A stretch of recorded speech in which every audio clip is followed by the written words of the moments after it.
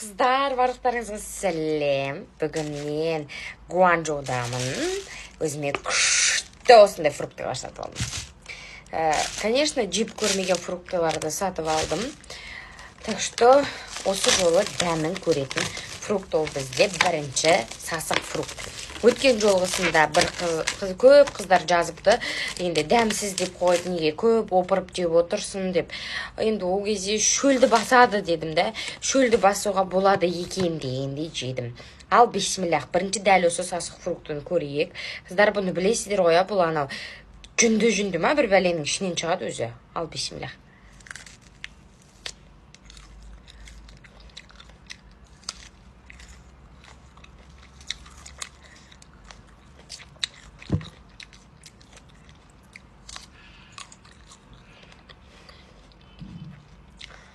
Манго бар ғой. Соған ұқсайды дәмі. Келесі бізде дәл осындай роза типтес. Ойбай, роза типтес деппін, гүлге ұқсайтын, грушаға ұқсайтын фрукт. Мынаған сәл сухойлау болған үшін 7 из 10 деп ше. Ал келесі, бисмиллах.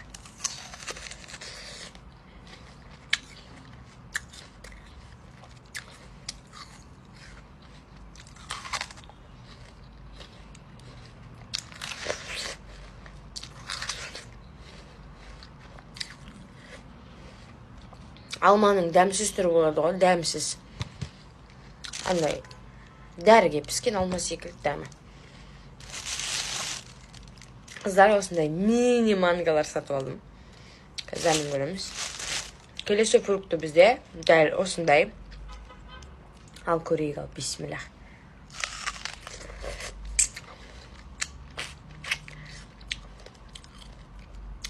Дәмі таза алманың дәміне ұқсайды.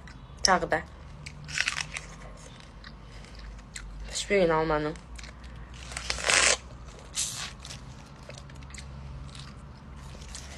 Дәмсіз. 10-нан 4 қоям. Мынаған 10-нан 6. Келесі кезек манго.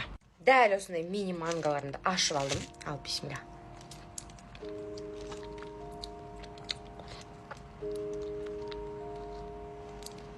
Біз жеп жүрген мангадан да дәмі өте дәмді. Еще сочный. Жегенге де ыңғайлы. Менің бүгін жеген фруктыларын бағалып кетіңіздер. Бұлар біршама арзан тұрады екен. Примерно мынау манганы қанша теңгеге? Жанымда енді пышақ жоқ, мынаны ашатындай. Қолмен ашу керек та, всегда осылайша қолмен, қайшымен, андай. Біз әлгі видео түсіруге дайындалып видео түсірмейміз да. Ойда жоқта сіздерге бір новый фруктылар көрсем, алып түсіріп көргім келеді да. Өмірімдегі ең дәмді манго осы болды, қыздар. Осындай мини түріндегі. Манго из Алиэкспресса болды. Мыналар всегда, қыздар, дәмсіз. Дәмсіз всегда. Мынау да.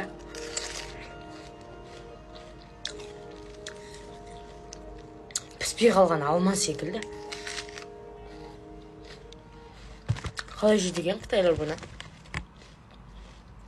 Мынау тоже самый сасық. Бірақ дәмі нормально, более-менее, чуть-чуть сухойлау бірақ. Мынау да сухой, анау да сухой.